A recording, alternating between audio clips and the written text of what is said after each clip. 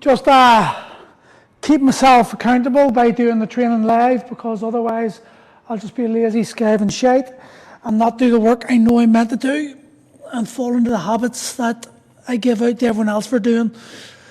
So yeah, I'm just following a simple program that I've created for myself to get myself back into action. Block one, only 3 blocks today. I'm going to fly through it today. I'm going to try to go through as fast as I can. Deadlifts, just 75 kilo, nice and super light. Allow the hip to settle in. 6 reps. Then tempo push-ups, 12. Step-ups on the blocks, 6 each leg, and then regress pigeon stretch for 30 seconds each side. I'm going to do 5 rounds of that. Dead simple.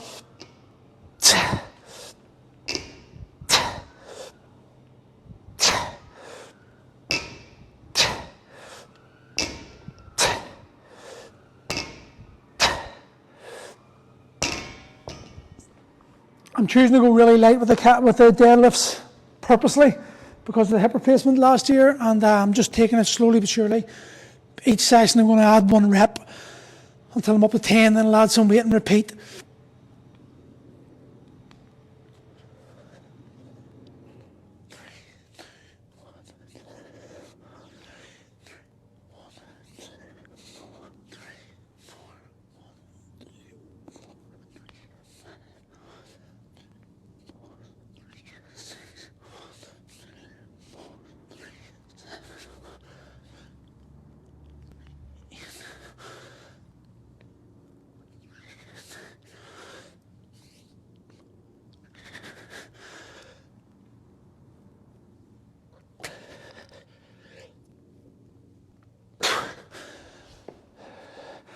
Tempo push-ups over bench press. Not a big fan of bench pressing anymore.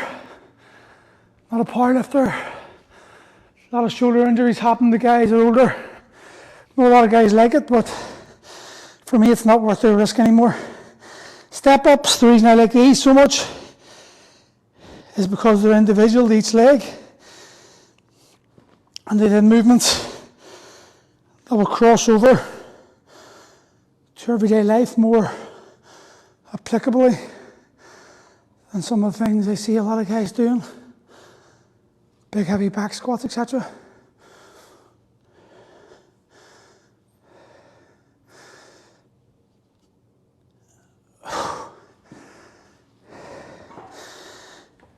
This is the side I got recently replaced last year, so it's definitely a lot weaker. And that's why you see me holding onto the pole a lot more.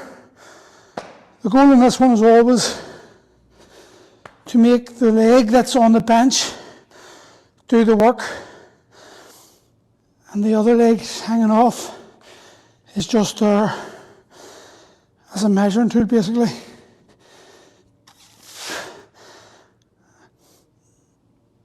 And I can feel the real difference between each of those legs in a massive, massive way. Regress pigeon stretch just allows me to get the feel of this movement and get the full range of my ability, rather than just a half range because I'm doing it on the floor like you see so many people not ready to do it, doing so.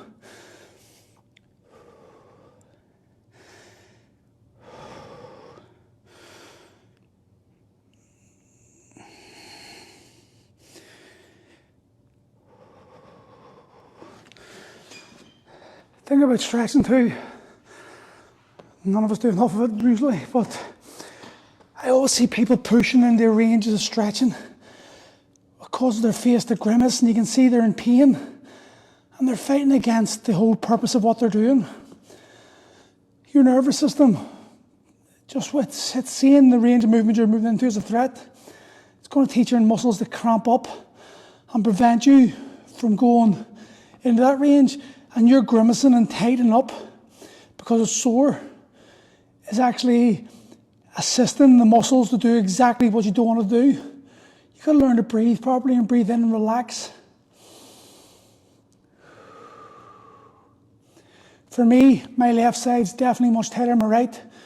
My left side was the side that took all the strain from one of the hip, was riddled with arthritis, and then the last year was it recovered from the replacement.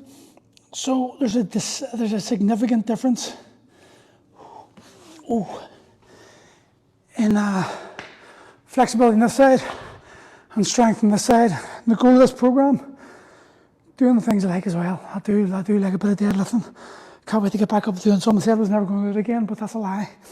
So that's the idea of this program. I'm going to add the strength for me doing things I want to, even though Gail shouts at me all the time. She's a physio, should listen to her, but you have to feed the ego sometimes a wee bit, don't you? Even though I'm against the ego now.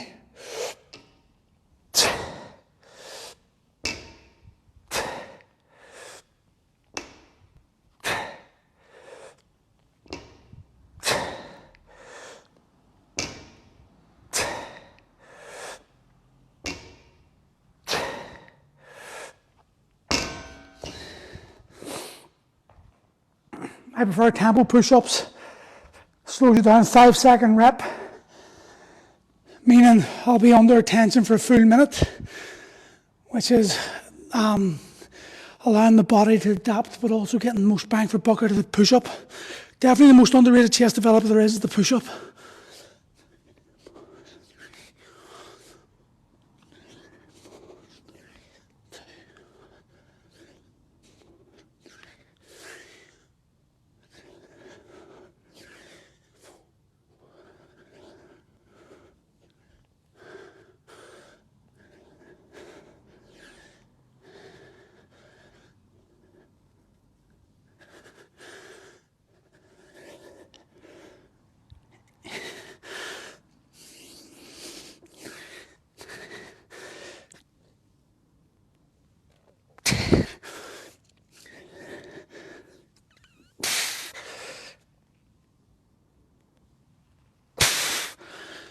It's amazing how much difference that slowing down a tempo can make.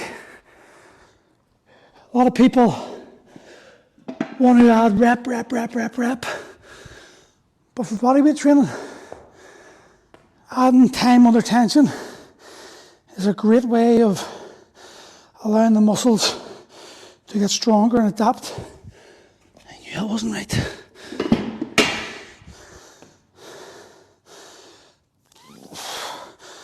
You'll see in this hand, I'm sliding the hand up and down the pole as opposed to holding it. It's there in case I lose my balance. But ideally what I want is my body doing this movement by itself. But as I keep telling people, the goal for exercise is to make everyday movement easier.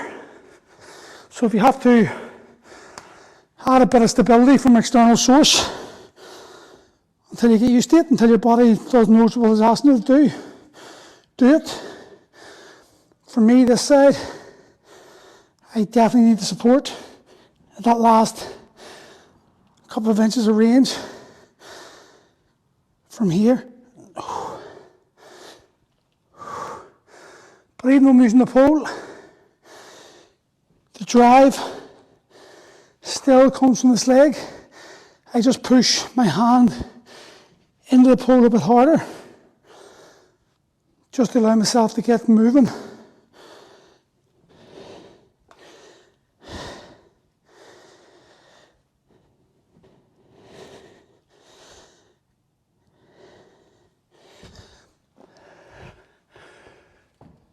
In my own experience, not enough people pay attention to the smaller movements. The fitness industry is sexified. The bench press, the squat, the deadlift. We all fixate on how much you deadlift, what do you bench, bro, and all that bullshit. But let's be honest. How much the average guy in his 40s squats on his back is only going to help his ego. It's not really going to have massive crossover to everyday life experience. But lower back pain is a common occurrence for a lot of people. And a lot of people's lower back pain can be through weakened core muscles, glutes not firing in the sequence they're meant to fire. And these can all be addressed with simple single-legged exercises that allow you to slowly but surely increase levels of difficulty, ranges of movement, etc. But it means actually acknowledging where you're at and then building from that point, not fixating on what others are doing, not fixating on what the Instagram's telling you to do, just acknowledging your own body's ability and taking it from that point.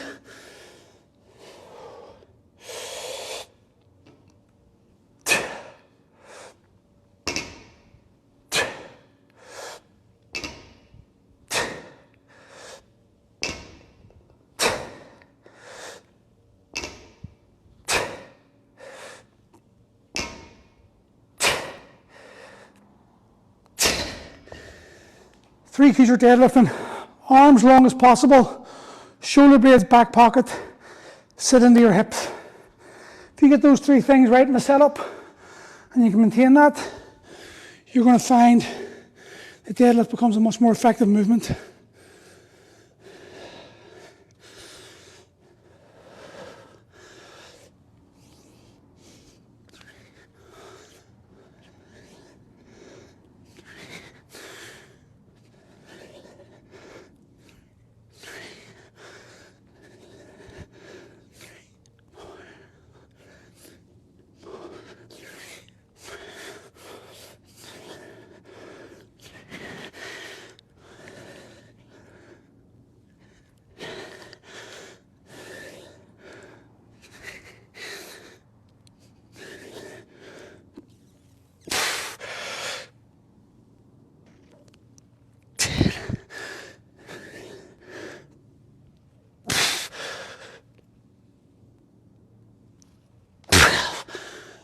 Ooh, they're getting tighter.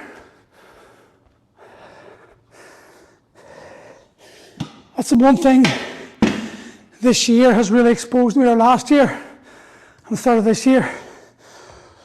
And it's a common occurrence in the loads of guys I coach. It's where you think you are compared to where you actually are. I've got this, when it comes to training, I had an inflated ego.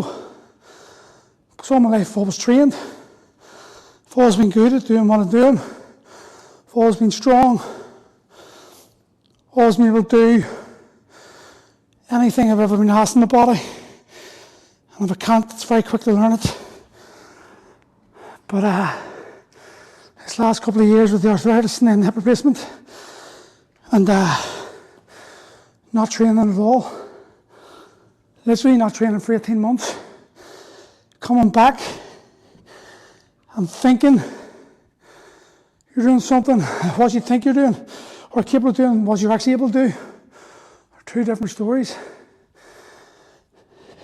And you know something, in my experience, that's one of the biggest reasons why so many men give up and fail in their journey. And you only fail if you decide to quit. You're not a failure because you didn't get a lift or you missed training or you slipped up. That's not failure. The only time you truly fail is when you decide, that's it, I'm letting the situation override my actions. And so many of us do that instinctively because we went into the gym with expectations, probably too high for our own abilities. A lot of men in their 40s, especially their 40s, when you're 50, I think it'll be a different story. I'm 46 this year, I'm slowly encroaching on 50.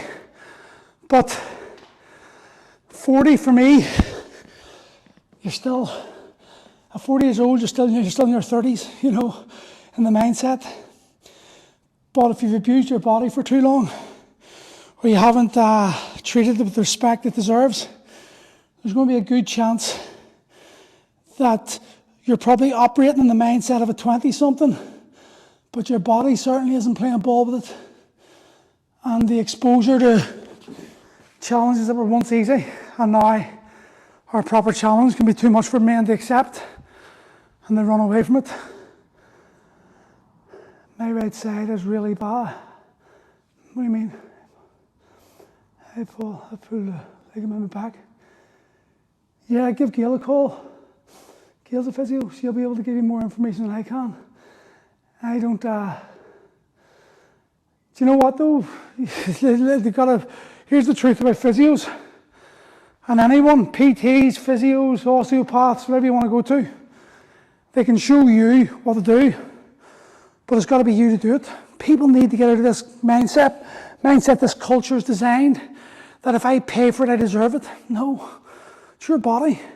The reason you're having to pay for something is not because you injure yourself there now. It's more than likely an accumulation of bad habits and bad choices that have now led to this one moment, and now you've got an injury. So it's to expect the physio just to give you a couple of exercises. I'm not saying you are, by the way. I'm just saying this is what most people experience. You think, oh, I've paid for physio, why am I not in shape? You're not in shape because, or you're not fixed because you didn't apply the exercises over a prolonged period of time. You have to strengthen and lengthen the muscles. You have to give your body permission to feel like it's capable of doing these things, and that takes repetition. This is why I love training, because it separates me from the chaff. You know, no matter how many times people tell me, oh, my body, I'm not great, people are in the same program getting different results. That tells you that it's not the program, it's not the exercise, it's the person. So if you can get yourself in the headspace where you understand that you've got to do the work and then follow exactly what the physio says, you'll get the results.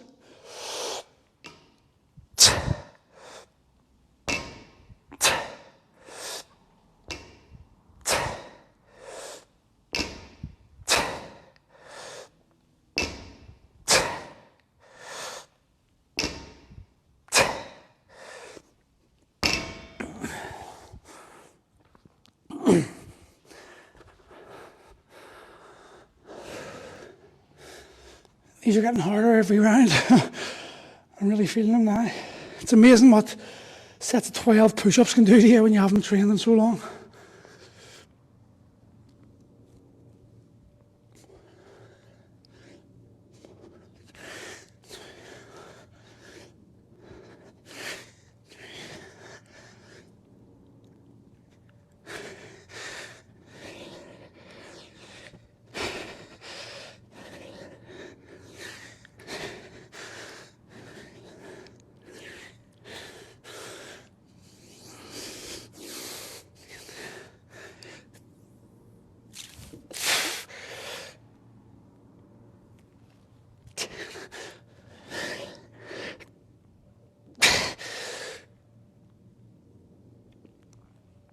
Woo! I'm starting to really feel them.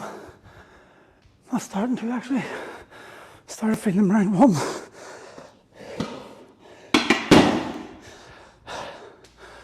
But you know, as I tell a lot of people, you can't be giving out about the results you haven't got when you haven't put the work in. You know you should be.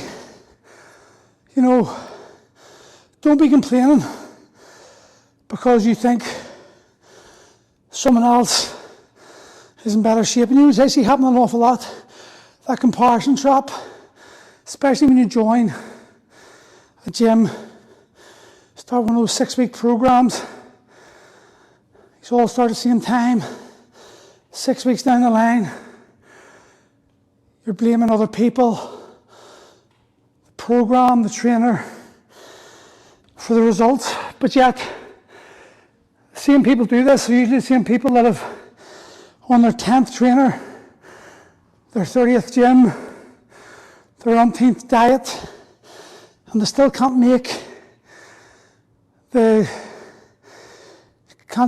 join the dots here and see they're the only ones. That's the commonality of all the problem. You can't complain about the results you don't get for the work you didn't do.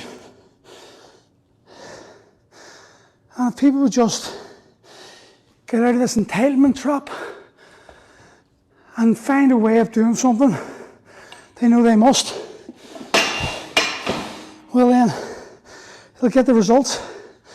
Prime example is me. You know, ownership. And I go back to the how, what, the why, what, how. Like, why am I out of shape? I'm out of shape because I haven't trained in 2 years properly. How do I get in shape? Well, I start training. What do I need to do? I need to find a way of making sure that I'm consistent. See, too many people jump ahead and think, well, what type of training will I do?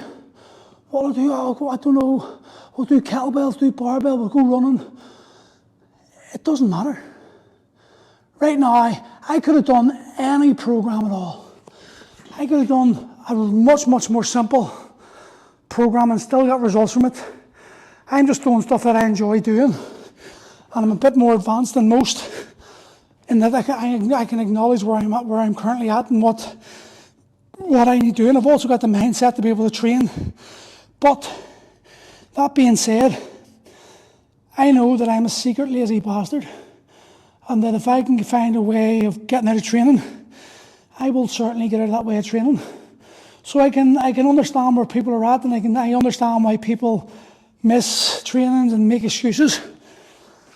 But I literally don't have any time to train, bar a few hours during the day, and I don't have time to train with other people. So what I'm doing is I'm going live here, and I'm announcing it. I'm making it public that I'm going to go live. Now, do I give a fuck if anyone's watching? No. It's about me and the commitment, and I've said I'm going to do something, therefore I do it. I'm sort of feel obliged to have to do it.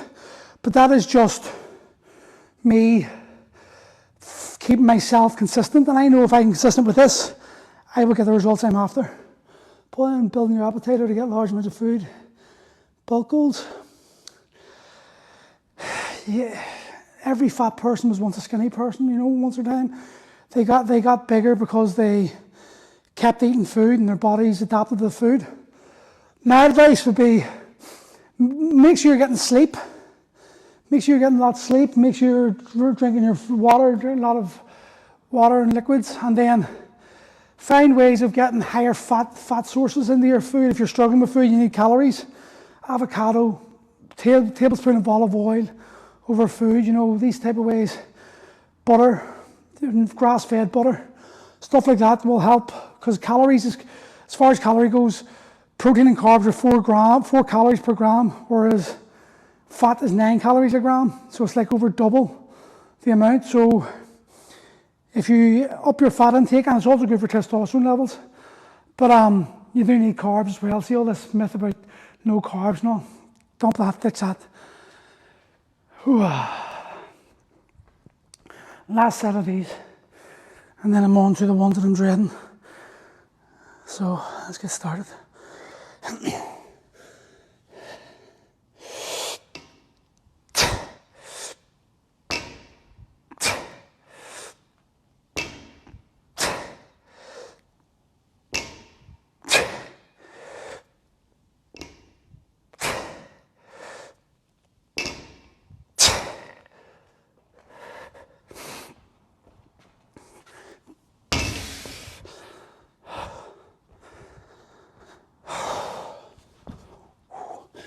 He's still not great.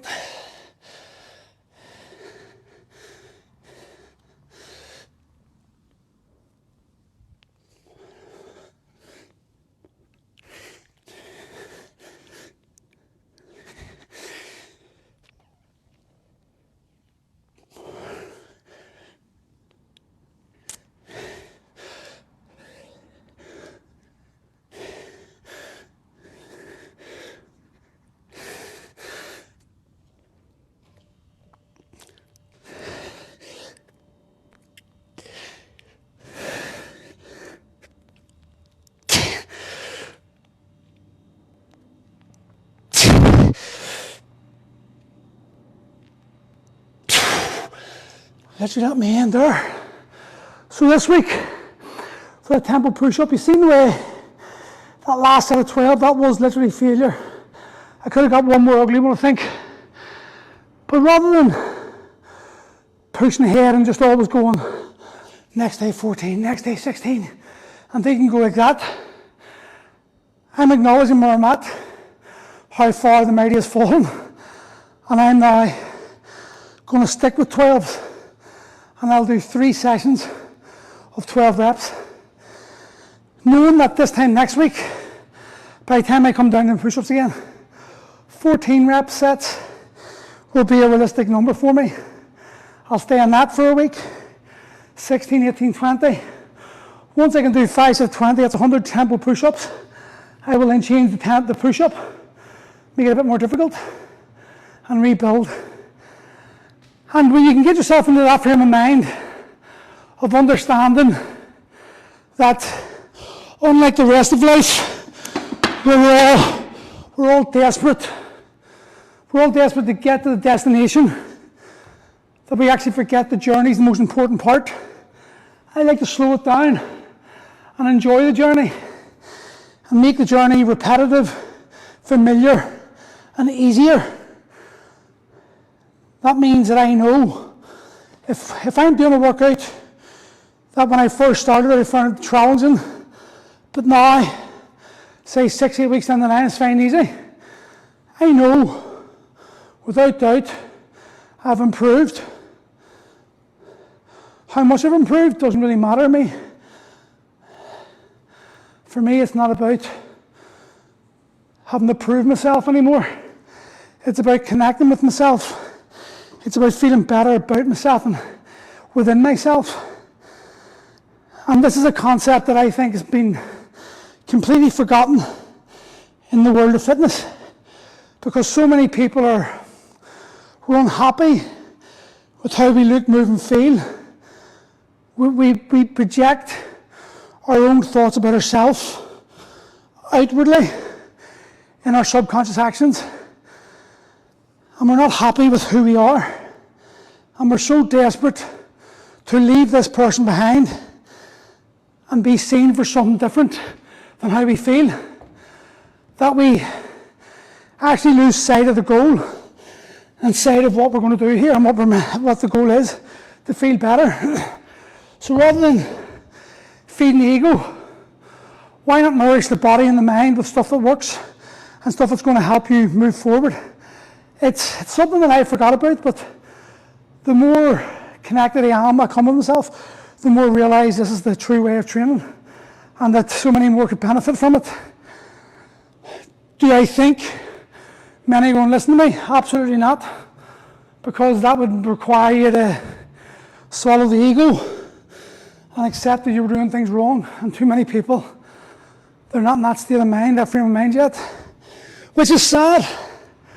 I understand why. I was there myself many years, but I also understand now just how much I held myself back, and it was my thoughts. And I see this every day in this gym, and I see it every day in this gym, and I see it every day on TikTok, on social media pages, in the street.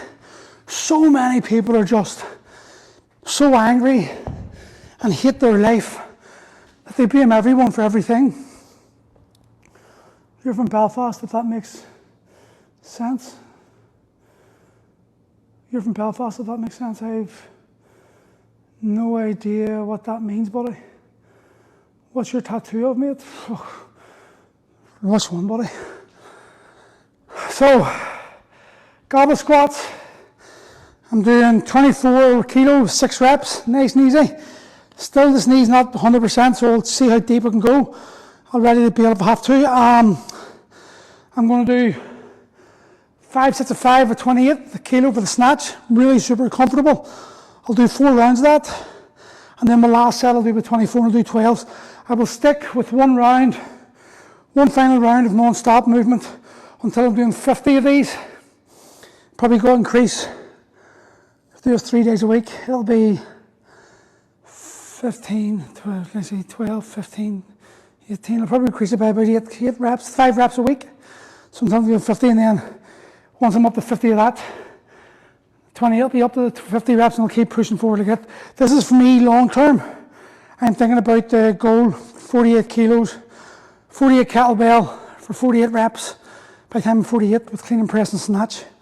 So this is the foundation of these programs I'll be doing for the next couple of years. Will have the kettlebell clean and press and snatch in it at all times.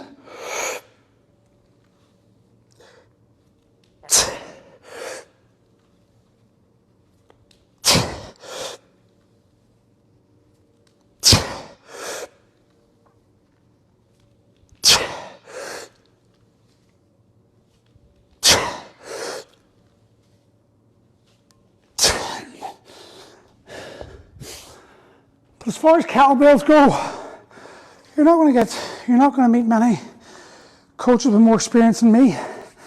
And I can tell you right now, the amount of people I see doing techniques wrong is insane. That's not their fault, that's their coach's fault. And the amount of people that I see training wrong and always obsessing with how much weight they're moving and not actually ever appreciating the benefits kettlebells can provide with lighter weight and higher reps. If you can get yourself in chalking the bell up here, in case you're wondering what I'm doing, I shouldn't really need, to be honest, but old habits die hard. When you've done GS, which is kettlebell sport, you learn to appreciate a well-chalked bell, because when you're up to doing 50 to 80 reps without hand change, every bit of grip can matter. So what I'm going to do is 5 and 5 here. We tip you always start with your non-dominant arm and go into your dominant. That way, I never say strong and weak. If this is my strong arm, this is my stronger arm. And language matters, how you speak to yourself matters. If you're a professional, you've got a weak arm, the subconscious action thinks that's weak. It's not as strong. My 9-year-old daughter, sorry, she thinks my strong arm's massively strong. She's not as strong as a stronger arm, and you're the same. How you talk to yourself is crucial. Forgive me for the porn-like sound and breathing here in this microphone, but it is what it is when you're doing this shit.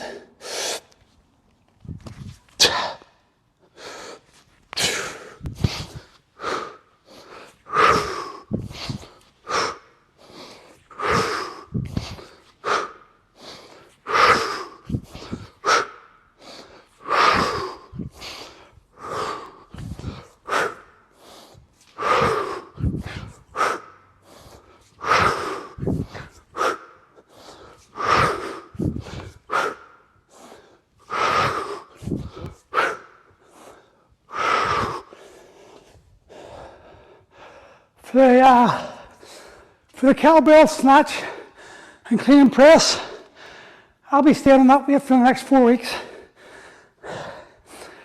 3 sessions a week I'll be doing. So I'll do 5 and 6 and 7. The week after will be 6 and 7 and 8. 7, 8, 9, 8, 9, 10. Then I'll move to a 32. Repeat that process.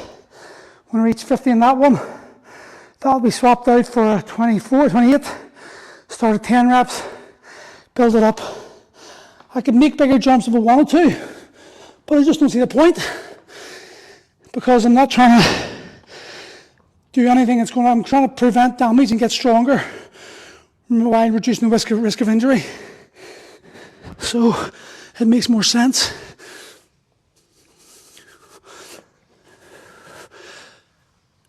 Probably the most underrated core exercise, in my opinion, are these fall slide tempo mountain climbers.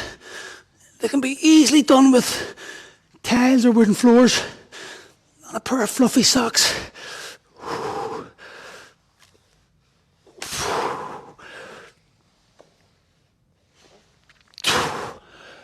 Yeah, they work. I'm going to stick with 4 each leg this week.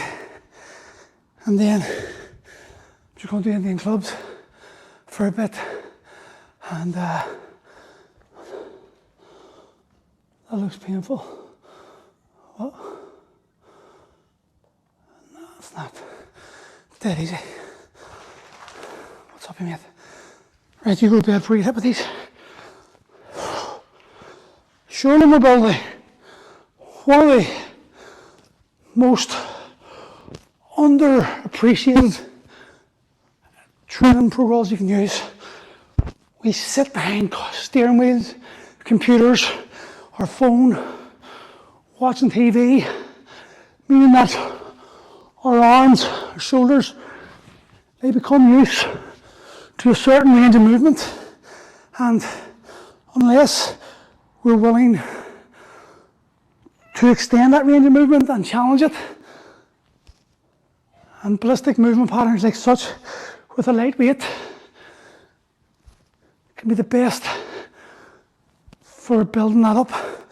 Look at the way they used to train in our grandparents' days. The way it was, the way we used to do exercise, it was about connection with the body. There was no Instagram then days, I suppose, so no one really gave a fuck, and everyone was super fit and no one was obese. Right, you, go on. Down, down. Come on, all the way. Chin. Good chin. Good boy. Now wait. Wait.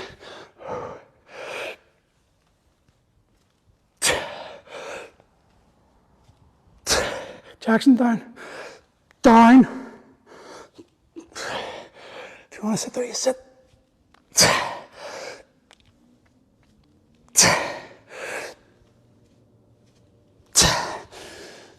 Do you want to go to bed? Come on, go to bed. I'm going to hit that kettlebell.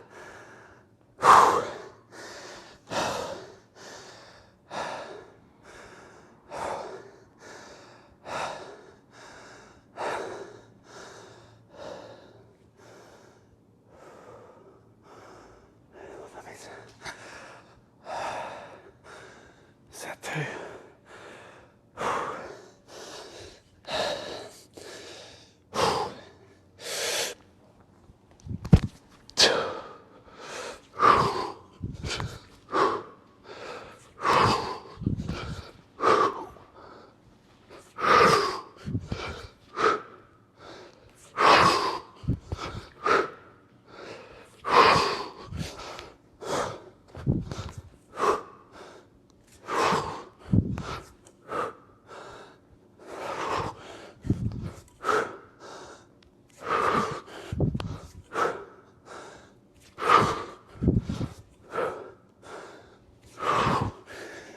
And I'll keep saying this to people. There's a saying I hear this whole time. Enough is enough. And it means simply, if the weight you're using is enough to elicit the response you're looking from the muscles, then you don't need to worry about going heavier. It shouldn't matter what anyone else is lifting. But we can get very easily caught up in this distractionary sort of story, thinking you're not good enough because you see someone else have a similar ability, lifting more than you, or going up further than you, faster than you.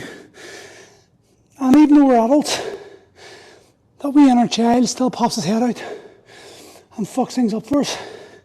So it's important you keep stock of where you're at and ask yourself, are you doing this for yourself? Or are you doing it to feed the ego?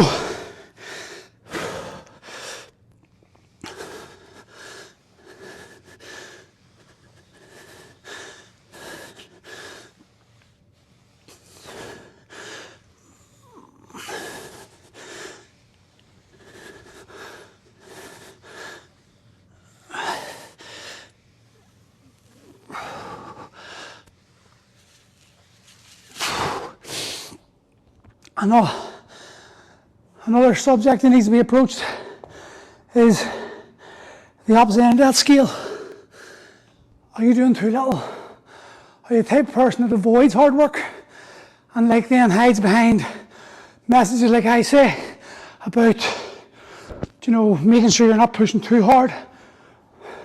And I'm losing my track here. I don't think I'm in rhythm. There we go. Lost the rhythm there. Yeah. You've got to be honest with yourself. Having that honest conversation, the ability to have an honest conversation with yourself is probably the most crucial factor when it comes to exercise, because, and this is why I'm about the connection with the body and mind. It's, can you be honest with yourself? Are you able to acknowledge what's too much, what's too little? Maybe you've got yourself in a rut and you can't really be arsed pushing yourself the way you should.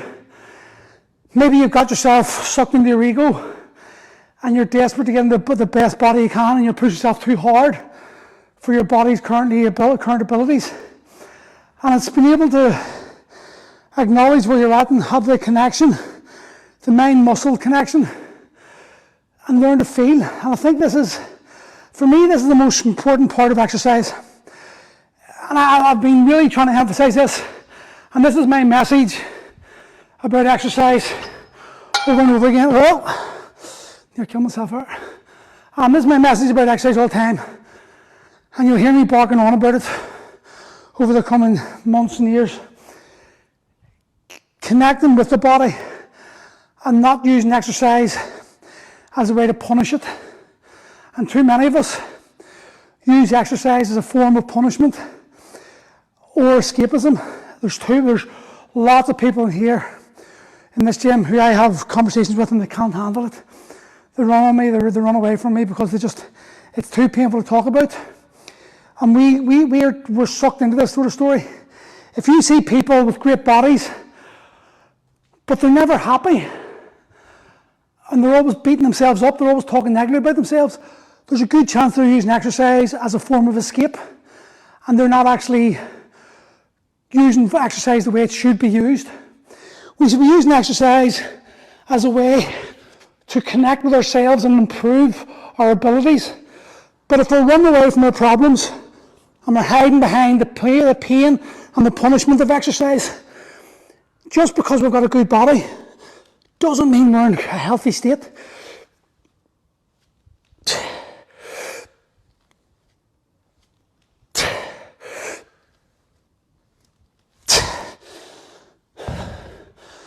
definitely creaks from my 45-year-old body. But I see this so often, and it's sad because there's so many people that I see, so much potential, but they can't get out of their own way. Their head's their own worst enemy, and they're never going to be happy with how they look, regardless of how perfect their body is, regardless of how much improvement they've made. That body dysmorphia almost. They just hate their bodies no matter what. Sorry, excuse me. And they feel that the only way to get through this is to berate themselves and beat themselves up even more, which is madness, in my opinion. I can't see it. I keep on thinking someone's saying something there. Right, snatch, third set.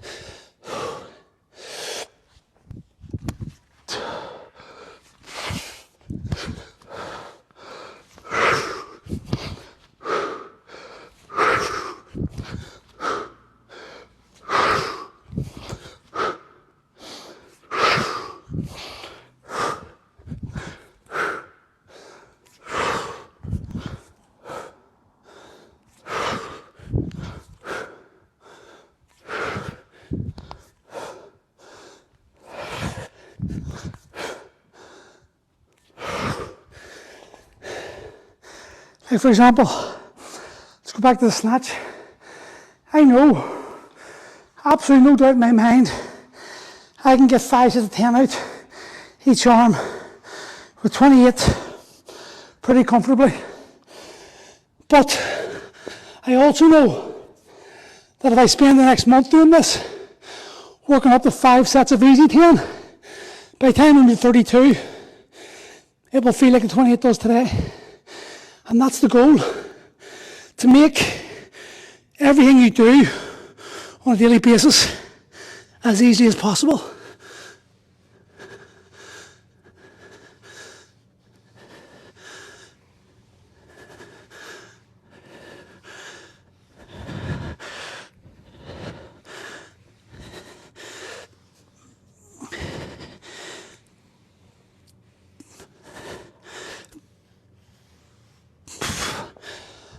think it's why my training methodology is a bit different to everyone else's, because, and this is why a lot of people sort of avoid my methods compared to the normal stuff, because I am very much a believer. See if I get this.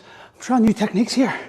I'm very much a big believer in that every person has real potential in them.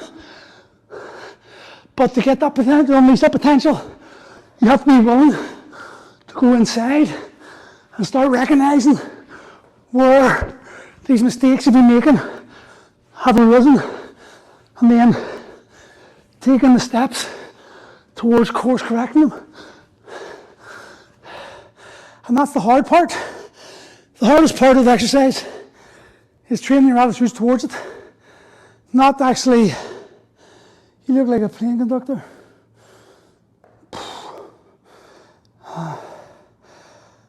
Be honest, are you strong? See, nice thing must talk to me like that. It's mad. That's what you've got, you know.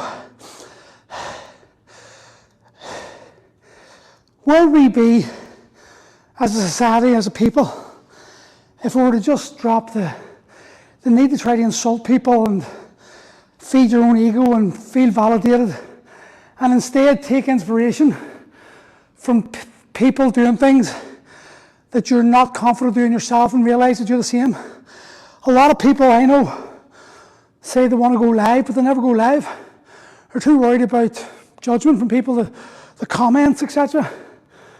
But who's it really affecting? Like, if you can train yourself to not worry about what the trolls say, and you've maybe got a product to push, or you've got some message to share, the only way you're going to get yourself out there and get heard and get the recognition you probably seek is by having the confidence to speak out and trust that what you've got to say is going to attract the right people. That's what I do. I trust that what I say will attract the right people for this gym. I don't care about the haters, because they're not going to have any effect on my life. And if I'm worried about them, then I wouldn't be having the confidence to speak. And that would mean that potentially the people who do tune in and like what I say and could potentially train with me, they're never going to hear what I've got to say. Whereas me, I want to change, but I work away from home. I'm directly opposite Bow Street Mall, above the Faith Mission bookstore. You'll just see the sign. Any tips how to get more depth? No, don't care. Is that, I think that's meant to be a jive at Mang, is it? Let's see what Ali says. No, Ali, you can't get that. Exactly. Guy can't even get. Yes. See? Another just dick, he can't even get any lives. This is where you're talking about. So, poor Ali. Ali puts a sense of self-worth, or his sense of self-worth on how many people listen to him. And because he's only got 180 followers, he can't go live here. So he insults me, as if somehow that's going to bother me. I actually feel sorry for people like Ali, because their life, like, I took energy from him. You know, like, I used to be a troll. I used to be a massive troll. But, like, the amount of energy I wasted trying to insult people that it didn't matter, it was insane. I don't know why I done it, but I do, because I was traumatized and angry. It's like every other soul.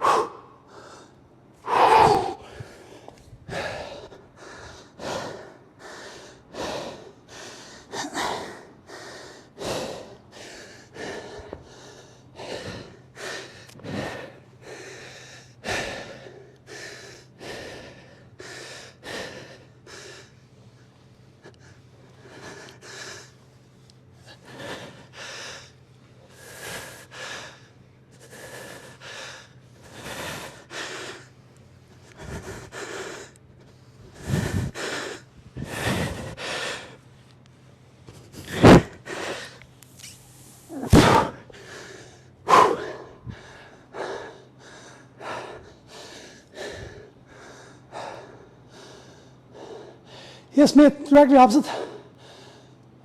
You can indeed tell me absolutely 100%. But yeah, Colin, we're open to 8 o'clock tonight. Run down 6 o'clock, 7 o'clock, and 9 a.m. and then 5, 6, 7 p.m. And if you're really serious about joining, there's a link on the bio there that you can just get a 4-week trial for 77 quid. But see, going back to the alley there, because it makes me laugh, because I remember a time not so long ago where the amount of people listening to me who had had a direct result or influence on how I felt about myself. And then I realised that, see, to be honest, I'm so pernickety and fussy in who I coach that I don't want big, I don't want to impact loads. I want the right type of people. I want the people who I meant to coach coming through my doors. And that's more important to me than anything else. And I think too many people are conditioned by social media's drive. Like, the fact they put that number of people up to tell you how many people listen to you and let everyone else see it, tells you that subconsciously, just like the COVID numbers, remember those numbers? We fixate on them. And our feelings, our actions are dictated by those numbers and what the connotation behind those numbers mean. And I could quite easily lose it, but there's Sammy. If Sammy comes in, 9 people watch and I get 1 person through the door, that's not a bad rate of return, But I also get the right people through my door, because I talk like this purposely to put it off, because if anyone's watching me and they want to come in and bust their balls, I don't want them. I want people who are serious about changing their lives, more than just physically, because physical is easily done. It's the mental and the spiritual aspect where real transformation happens.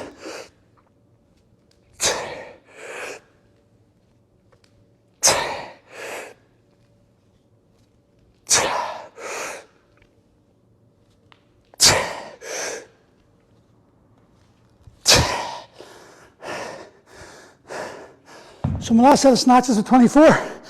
I'm going to do 12 reps. Next day, Wednesday I'll do 15. The next day I'll do 18. Then the day week, I'll start at 15. Then I'll go to 18, I'll go to 20. Then I'll drop back, go 18, 20, 23. Drop back, 20, 23, 25, and so much like that. That way, I'm only ever increasing my reps of the weight 1 day a week. And the other 2 days, and giving my body plenty of time to adapt and acclimatise to whatever it is I'm asking. And that systematic approach is what's needed for men and women over 40. Regardless of whether you want to accept it or not, is irrelevant. This is my area of expertise. And I know that the best results I've ever had are from prolonging people's exposure to weight and allowing their body to adapt so that it always becomes easy. So, excuse me, I'm going to breathe like a porn star for the next minute and a half.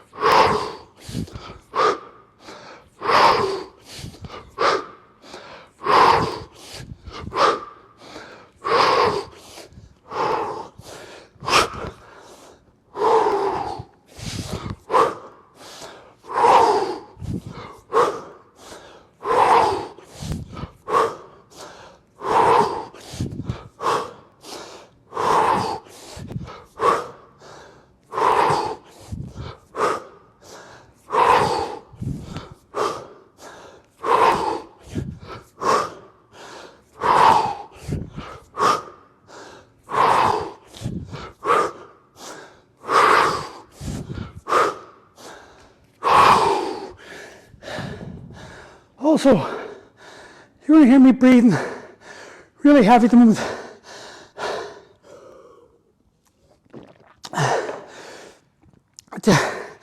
This time actually, It does mean I'm unfit, because I am unfit. But a lot of people, as they train, they tend to forget that when you're training, you're not training to make yourself any less out of breath during the work. Your rate of perceived exertion, your RPE will increase. So if you walk in the gym fit and you train with someone else who's unfit, you could be both training 7 RPE, 7 out of 10 rate of perceived exertion, but the person who's fitter and stronger is going to be able to push harder and at higher tempo, but they're going to be equally out of breath at the end of that session, but the recovery rate is going to be where I'm okay to worry about that. It's a recovery rate that's going to determine where you're at physically.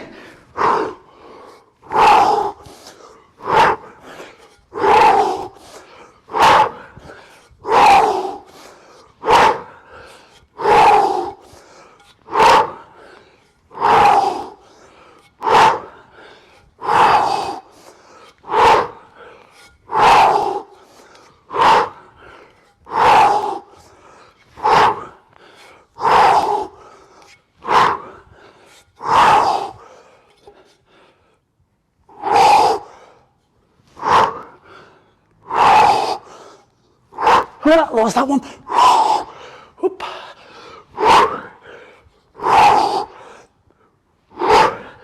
Oops, I'm going the wrong way here. So no, it's so easy there.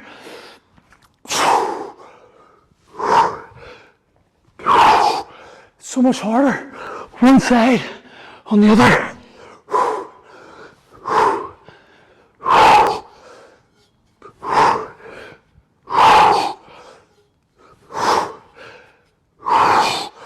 One of the best tools, I'll brush your forearms. I absolutely love mace belts. No one's using them. And an instrument that was used for 2,000 years.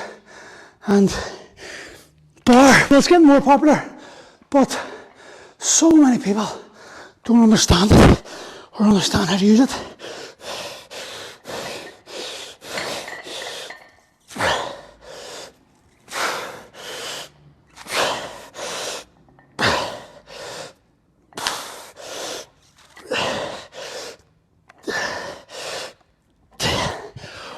Woo! Your forearms get a workout with that. The pump on the forearms of mace belts and kettlebells and hanging is insane. You will, your forearms will die a death. Mark, you wouldn't like it. You wouldn't, your lung time wouldn't be that long anymore, mate. Whew.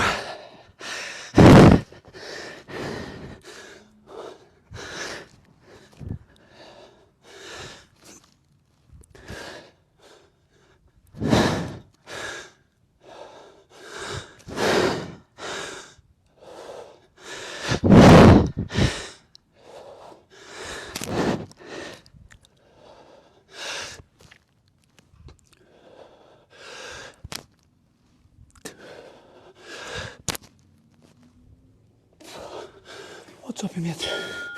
Huh? You are stinking. There's no point in giving you a bath anymore, I swear to God.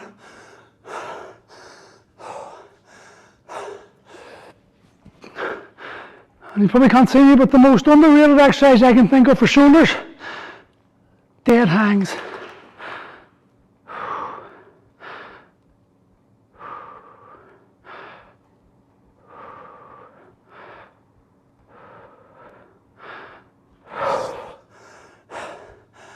And again, I like to focus attention on breathing, attention on things that remove the competitive edge to average men and women's training. I have spent my life competing against others and myself, and it's only this last 6 weeks, maybe longer, thank you Dave, have I realised that my competitive edge was my best friend, but also my worst enemy. I was so competitive and so unhappy who I was that everything was a competition, including my mind competing against my body competing against my mind, and that disconnect. So all it would have taken for someone to say to me, hold on for longer, I can do it longer than you, and I'm going to push myself to a point where it's never going to be beneficial, and I'm going to put myself into injury realms, simply because someone had threatened my ego by saying that they were better than me. And that's society as a whole. We're so low in our frequency and vibration of how we feel about ourselves that we're always competing against each other, competing for attention, competing for likes, validation, competing for everything. And we're never really actually realizing that the only person that benefits, the only man or woman that benefits or doesn't benefit from, in a lot of cases, is us, because it's our body. And I can't comprehend why so many of us, well, I can comprehend, it's a lie because I did, but it's sad to me that so many people avoid this. And you know what? I could make this gym flat to the mat, bonged, flat out like every other gym. I actually don't want that, because that removes the ability to have those deep, meaningful conversations that create connection with others. And that's what raises our vibration. And that's what makes us feel better about ourselves. And I think that's what society needs more of. More and more people to connect with each other, connect with themselves, and start to see exercise as a benefit and not a punishment. When we can get to that point, we'll be flying. I'm running out of time here. I've only got 20 minutes. I'm going to have to get a shower here, so maybe do one more round here, and that'll have to do me. I'll just do 360 this time.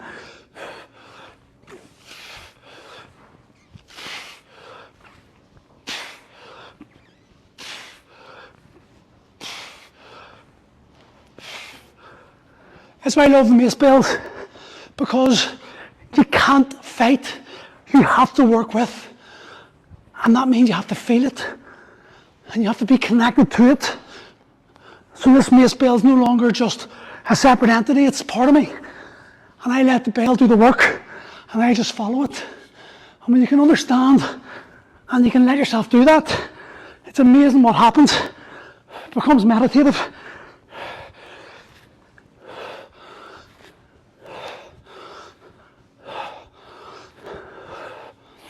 And you'll get the burn like I'm getting right now. And you can force yourself to fight it, or you can work with it. Feel when the bell can relax, and you can relax your grip, and then only tense up at the last second. It teaches about energy conservation, which, if you look at nature, look at our societies we grew up, or as our grandparents grew up, it was about conservation, not expenditure. Oh, you're getting ready to protect helmets, Dave. I'm ready protected, I'm ready for that. But yeah, connecting and understanding energy conservation and understanding the feel of it, it's such a more beneficial, enjoyable experience when you remove this need to compete against someone, compete against yourself, and just connect. Like, you know what, there's a lot of C's in my vocabulary. Competing and connecting. Two opposites, and 2 minutes are competing. And I'm going to keep on banging on about it, because the competing is why people are suffering. And we're competing for likes on Facebook by competing against our body and punishing it, not realising it's the only body we've got. We might as well treat it with love and care. You just have noticed I'm a deep thinker, very deep thinker.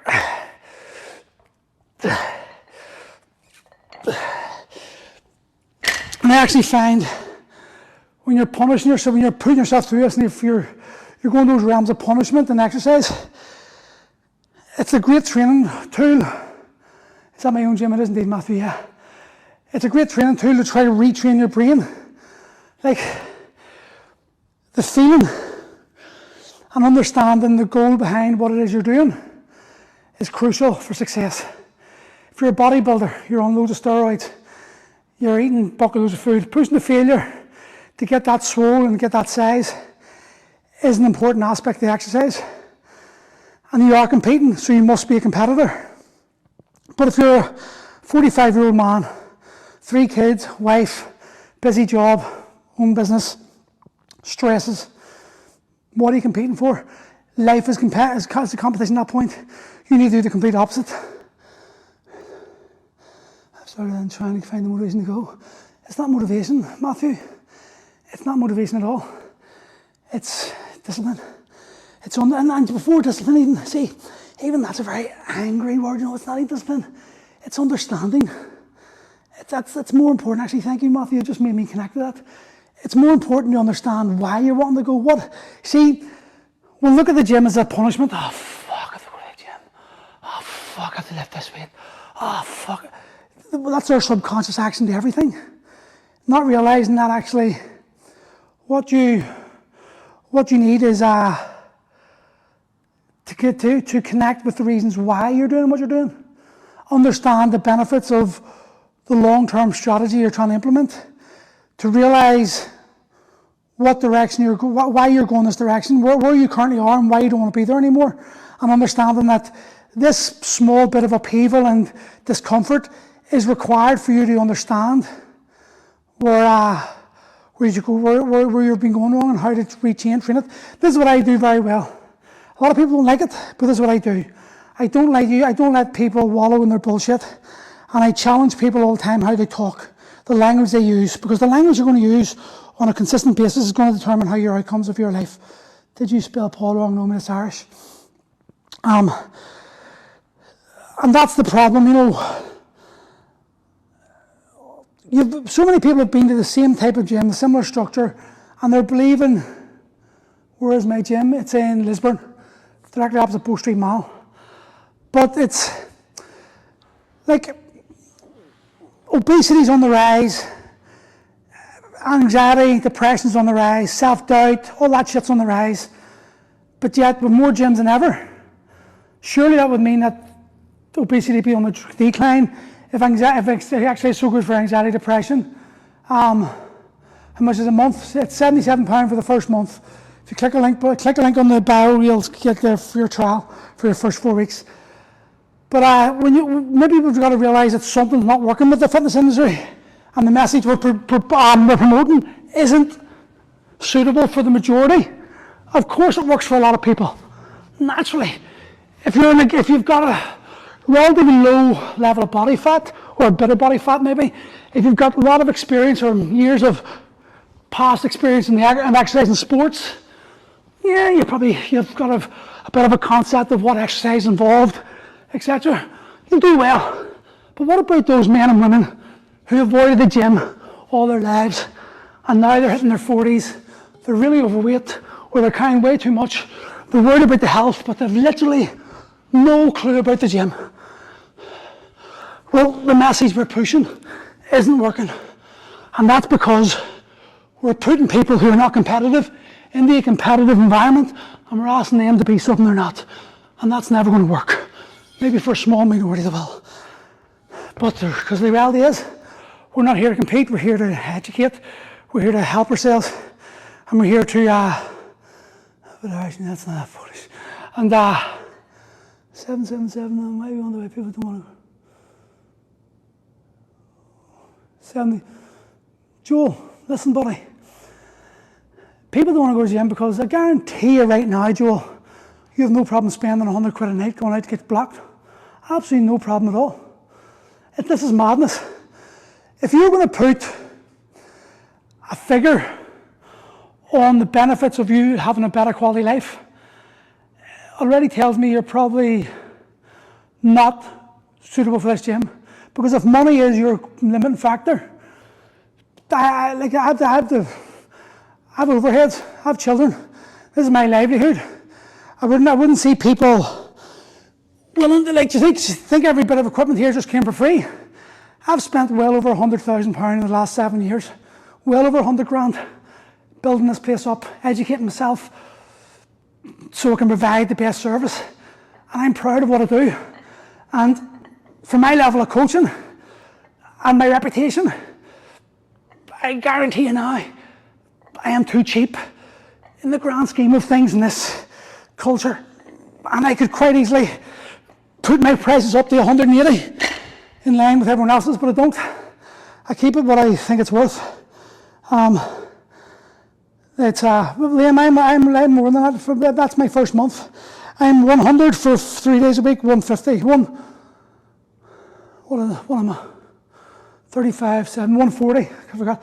140 for 5 days a week, 120 for 4. But I don't think that's too expensive at all. In fact, for the amount of money I've spent over 16 years, it's pretty cheap. And you've got to remember that. You can go to Pure Gym and get 25, 30 quid a month. Go for it. And then see when you just realise that actually I don't know what I'm fucking doing. Then you'll soon come back. Isn't it crazy how if your car breaks down, fuck, that's 400 quid. Oh, no problem. If you're a plumber, if your heating goes, you'll pay that, no problem. Plumber, 90 quid fucking call out plus X amount or whatever, and we'll pay that. But we won't invest in our own health. We won't realise the benefits to be had. You ever hear the saying, people who pay attention? There's a reason why I don't do free. Because if you haven't got skin in the game, you're not going to fucking do anything. Okay, then do it. I don't mind. You're right, people can invest in their health for cheaper, but society shows me they don't. And experience proves to me that the more people invest in themselves, the more people spend on themselves, and the more skin in the game, the more likely they're going to be committed. Or if they're not committed, the sooner they're going to leave and not take my energy. And for me, it's all about energy now, it really is. I don't want people around me who are energy vampires. I don't want people who want my attention 24/7. And that's something else I find about people who don't pay that much. They expect everything for free. They expect your attention. Oh, I'm paying you 20 quid. So, I dropped my personal training sessions from £100 an hour to 50, half price, because I thought to myself, I was charging 100 because everyone else in my level was charging 100, but it didn't sit with me. I am down. So I just dropped it to 50. But ultimately, that £50, that's an hour of my life I'm never going to get back. You're not paying me for an hour of my life as well. You're paying me for 16 years of knowledge. You're paying me for solving a problem, or finding a solution to the problem that you can't seem to solve yourself. You're paying me because you want to invest in your health and you want to get to the root of your problem. I have a hip replacement, I have 2 hip replacements. There's loads of people who need hip replacements and they're waiting for the NHS to get it free, and they're going to be waiting for 3 or 4 years. I waited 6 months because I was willing to pay, because my health is more important to me than fucking waiting. I'd rather pay money and get something done. But that's my mindset, that's my culture that I want to exist in. And to be honest, if you don't want to exist in that culture, the chances are you and I are going to clash anyway, because I just won't take your victimhood and your stories about why you can't afford X, Y, and Z. Like I tell people, you'll fucking find a way. Simple as that. When you want something, we can find a way of justifying spending anything we need, any amount of money on something we really want. I see all these people fucking finding money for an 8-bag of Coke every fucking weekend, but they don't fucking spend money to invest in their health. It doesn't make sense to me. But anyway, I will love yous and leave yous.